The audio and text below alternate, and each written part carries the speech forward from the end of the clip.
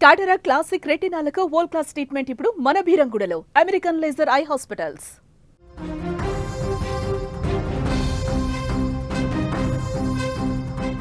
దుబాయ్లో ఎప్పుడూ కనిపించనంత అలజడి కనిపిస్తుంది.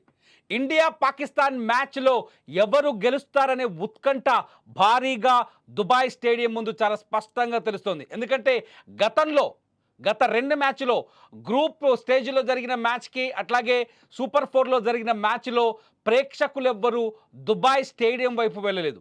కేవలం అంటే మొత్తం 28,000 మంది పట్టే కెపాసిటీ ఉన్న ఈ దుబాయ్ స్టేడియంలో మొదటి మ్యాచ్లో ఏదైతే గ్రూప్ స్టేజ్లో జరిగిన మొదటి మ్యాచ్లో ఇండియా పాకిస్తాన్ తలపడితే మొదటి మ్యాచ్లో అటెండ్ అయింది ఎంతో తెలుసా? 20,000 లోపే. అంటే దాదాపు 8,000 సీట్లు ఖాళీగా ఉన్నాయి. ఇది ఇండియా పాకిస్తాన్ క్రికెట్ చరిత్రలో అత్యంత రికార్డు చేయదగిన ఒక సంఘటన. ఎందుకంటే ఇండియా పాకిస్తాన్తో ఆడుతుంది అంటే, పాకిస్తాన్ ఇండియాతో ఆడుతుందంటే కేవలం భారతీయులు పాకిస్తానీలు మాత్రమే మ్యాచ్ చూడరు. ప్రపంచంలో ఉన్న క్రికెట్ ప్రేక్షకులంతా, క్రికెట్ లవర్స్ అంతా చూస్తారు. ఎందుకంటే ప్రతిసారి ఇండియా పాకిస్తాన్ మధ్య అంటే క్రికెట్ గ్రౌండ్లో ఒక కార్గిల్ యుద్ధం జరుగుతుంది, ఒక ఆపరేషన్ సింధూర్ జరుగుతుంది. ఎందుకంటే పాకిస్తాన్ వేసే బంతిని బాంబులాగే చూస్తుంది ఇండియా. ఆ బంతిని S-400 మాదిరిగానే తిప్పి కొడుతుంది ఇండియా. ప్రతిసారి మ్యాచ్లో భారత్దే పైచేయి కనిపిస్తూ వస్తోంది. తాజాగా జరిగిన మ్యాచ్లో కూడా. సో ఇవాళ ఎవరు విజేతగా నిలుస్తారనే ఎమోషన్ స్పష్టంగా దుబాయ్ స్టేడియంలో కనబడబోతోంది. ఎందుకంటే మొదటి మ్యాచ్ జరిగినప్పుడు గ్రూప్ స్టేజ్లో జరిగిన మ్యాచ్లో భారత్లో ఒక చర్చ జరిగింది. పాకిస్తాన్తో ఎట్టి పరిస్థితుల్లో క్రికెట్ ఆడకూడదని, బాయ్కాట్ పాకిస్తాన్ అంటూ ఒక ప్రచారం జరిగింది. ఈ బాయ్కాట్ పాకిస్తాన్ నేపథ్యంలో ఏం జరిగిందంటే అసలు మ్యాచ్ ఆడొద్దంటూ ప్రతి ఒక్కరూ భారత క్రికెట్ పైన, BCCI పైన ఒత్తిడి చేసే ప్రయత్నం చేశారు. అసలు ఏషియా కప్లో పాకిస్తాన్తో మ్యాచ్ని అవాయిడ్ చేయండి అని కూడా క్రికెటర్లను ట్రోల్ చేశారు భారతదేశంలో. ఈ నేపథ్యంలో ఆ రోజు గ్రూప్ లెవెల్లో ఆడిన మ్యాచ్లో మన హీరో మన భారత వీరుడు సూర్యకుమార్ యాదవ్ ఒక కీలకమైన నిర్ణయం తీసుకున్నాడు. ఆ నిర్ణయం ఏంటంటే పాకిస్తాన్ టీంతో కరచలనం చేయకూడదని. టాస్ వేసిన దశలో కావచ్చు, ఆ తర్వాత మ్యాచ్ ముగిసిన దశలో కావచ్చు, పాకిస్తాన్ ప్లేయర్లతో షేక్ హ్యాండ్ ఇవ్వలేదు, కరచలనం చేయలేదు. అలా ఇవ్వకపోవడంతో ఒక్కసారిగా ఇండియన్ ఫ్యాన్స్ హ్యాపీగా ఫీల్ అయ్యాడు.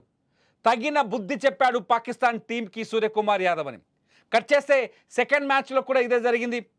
సూపర్ 4 సమయంలో కూడా సూర్యకుమార్ యాదవ్ షేక్ హ్యాండ్ ఇవ్వలేదు. దీంతో ఆ తర్వాత ICC వరకు వెళ్ళింది ఫిర్యాదులని.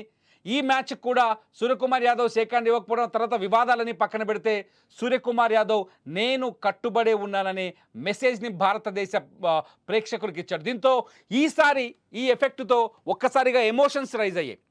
సూర్యకుమార్ యాదవ్ మ్యాచ్ ఫీజును కోయటం, అంతకుముందుకు పాకిస్తాన్ మనపైన కామెంట్స్ చేయటం, పాకిస్తాన్ ప్లేయర్లు పిచ్చి చేష్టలు చేయటం, ఇవన్నింటి నేపథ్యంలో ఈసారి ఈ ఎమోషన్సే దుబాయ్ స్టేడియంని ఒక్కసారిగా నింపేలా చేశాయి. ఇవాళ ఒక్క టికెట్ కూడా లేదు దుబాయ్ స్టేడియంలో. ఇవాళ ఒక్క సీటు కూడా ఖాళీగా కనిపించట్లేదు.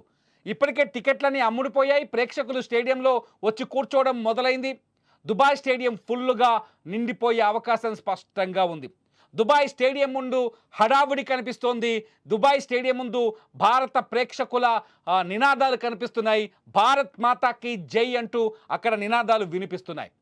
భారత క్రికెటర్లని ప్రోత్సహించే మాటలు కనిపిస్తున్నాయి. పాకిస్తాన్ని ఎలాగైనా ఓడించాలి అనే నినాదంతో భారతీయులంతా ఎదురు చూస్తారు. ఎందుకంటే దుబాయ్కి ఎక్కువగా భారత్ నుంచి కేవలం 3 గంటల ప్రయాణమే తక్కువ, విమానం టికెట్ కూడా చాలా తక్కువ.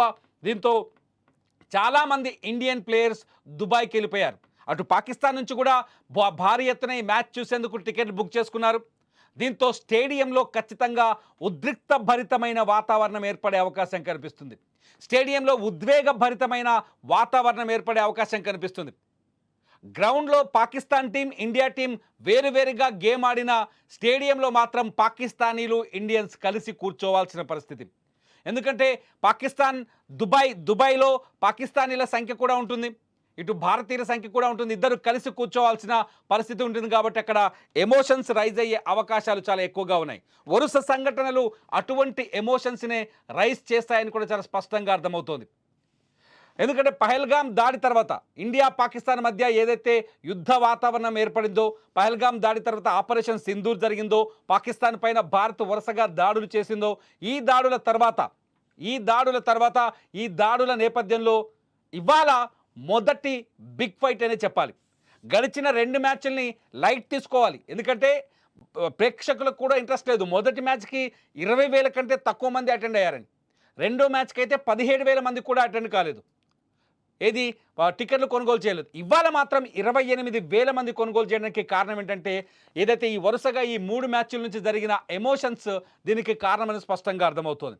సో దుబాయ్ స్టేడియంలో ఇవాళ ఏం జరగబోతోంది, నిజంగా పాకిస్తాన్ని బీట్ చేయబోతుంది ఇండియాని ప్రతి భారతీయుడు నమ్ముతున్నాడు, విశ్వసిస్తున్నాడు.